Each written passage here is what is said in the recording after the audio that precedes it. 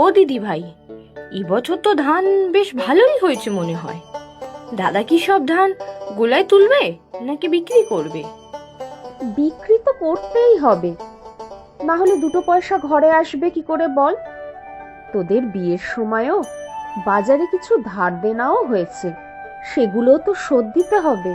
এই চালগুলো কি করবে? এই চাল কটা কুটে নিয়ে মুড়ি ভাজবো, বাচ্চাগুলোকে সন্ধ্যাবেলায় খেতে দিতে পারবো। নে নে, তাড়াতাড়ি কর। ও দিদি ভাই, তোমার দেওরকে বলো না, আমি আমার পড়াশোনাটা শেষ করতে চাই। পড়াশোনা? তোর না পড়াশোনা শেষ হয়ে গিয়েছে? না দিদি ভাই, খুব ছোটবেলায় বাবা মারা গেছে, মা তারপরেই ছেলে খোঁজা শুরু করলো, আর আজ আমি এখানে। মা নিশ্চয়ই তোমাদের বলেছে যে আমি আর পড়তে চাই না। না, তা হয়তো বলেনি। আমি তো শুনেছিলাম তুই 12 ক্লাস পাস, আর তুই পড়বি না। তুই তো ছিলি তখন। মায়ের মুখের দিকে তাকিয়ে আমি চুপ করেছিলাম। আজ সাহস করে তোমাকে বলেই ফেললাম, আমার পড়াশোনা করতে খুব ভালো লাগে, আরো পড়তে চাই আমি। তা বিয়ে হয়েছে প্রায় 1 মাস হলো, এখনো সাহস করে তাকে বলতে পারিসনি? এতদিনে আমাকে বলছিস? আসলে ভয় পেয়েছিলাম, যদি তোমরা সবাই আমাকে ভুল বোঝো, তাই আর বলে উঠতে পারিনি। তুমি আমার ওপর রাগ করলে বুঝি দিদি ভাই? দূর পাগলি, রাগ করবো কেন? আচ্ছা, আজ রাতেই রবিকে বলবো কথাটা। রবি একটু কম কথা বলে, তবে মন থেকে খুব ভালো। থ্যাংক ইউ দিদি ভাই, তুমি খুব ভালো। তুমি যা বলবে আমি সব করে দেব। অত ইংরাজি আমি বুঝি না। যা এখন ভাতটা বসা গিয়ে, আমি জায়গাটা পরিষ্কার করেই আসছি। দেখিস আবার হাতে ছ্যাঁকা না খাস সেদিনের মতো। যাচ্ছি দিদি ভাই। দাদা খাবে না বৌদি? তোমার দাদা আজকে তাড়াতাড়ি খেয়ে নিয়েছে, শরীরটা খুব একটা ভালো নেই। আমি বললাম তাড়াতাড়ি খেয়ে বিশ্রাম নিতে। ভালো করেছো বৌদি, তোমরা দুজনেও এখন খেয়ে নাও না, তোমাদেরও তো ভোরে উঠতে হয়। তুমি খেয়ে দিয়ে উঠলেই আমরা দুজনে খেয়ে নেব। আর দুটো ভাত দিই তোমাকে। আজকে কিন্তু লাউ চিংড়িটা পুষ্প বানিয়েছে। কেমন হয়েছে বললে না তো? ও তাই নাকি? ভালো হয়েছে। বৌদি অনেক ভালো ভালো রান্না জানে, জানো তো পুষ্প? চাইলে তুমিও শিখতে পারো। আমি দিদি ভাইকে বলেছি আমাকে সব রান্না শিখিয়ে দিতে। ও দিদি ভাই, হ্যাঁ রে, বলবো, মনে আছে আমার।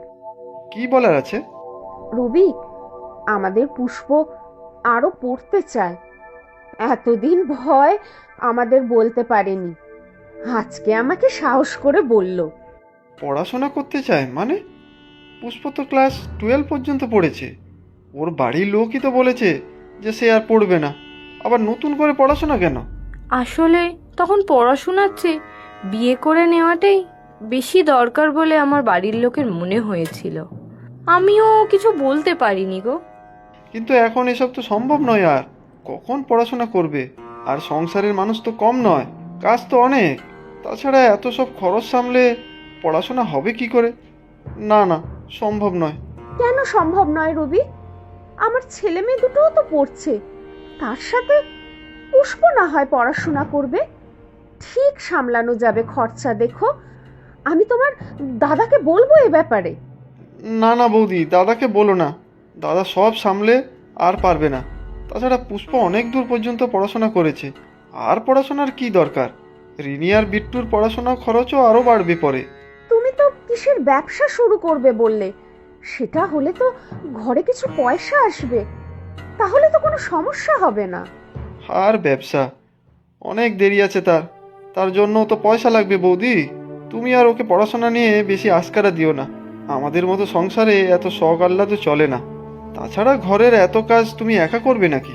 ঘরের কাজ আমি একাই সামলে নেব। শোনো রবি, তুমি ভেবে তো দেখো একবার। থাক দিদি ভাই, ওকে আর কিছু বলো না। সত্যিই তো আমারই ভুল। তুমি থাকো এখানে, আমি আসছি একটু। কোথায় যাচ্ছিস আবার? খাবো তো এখন। রিনি বিট্টুকে অঙ্ক করতে দিয়ে এসেছিলাম, দেখি কতটা করেছে।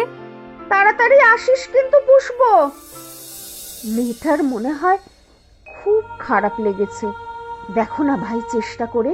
অত ভেবো না বৌদি, ও আস্তে আস্তে ঠিক হয়ে যাবে।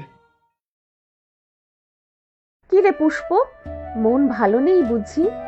আমি তোর দাদাকে বলেছিলাম রে, সেও রাজি হলো না। কেন বলতে গেলে তুমি দাদাকে? আমি তো ঠিকই আছি। আমাদের মতো গরিব বাড়ির মেয়েদের এত স্বপ্ন দেখতে নেই দিদি ভাই। ছাড়ো না এসব কথা, তার থেকে তুমি কোনো নতুন রান্না শেখাও আমাকে।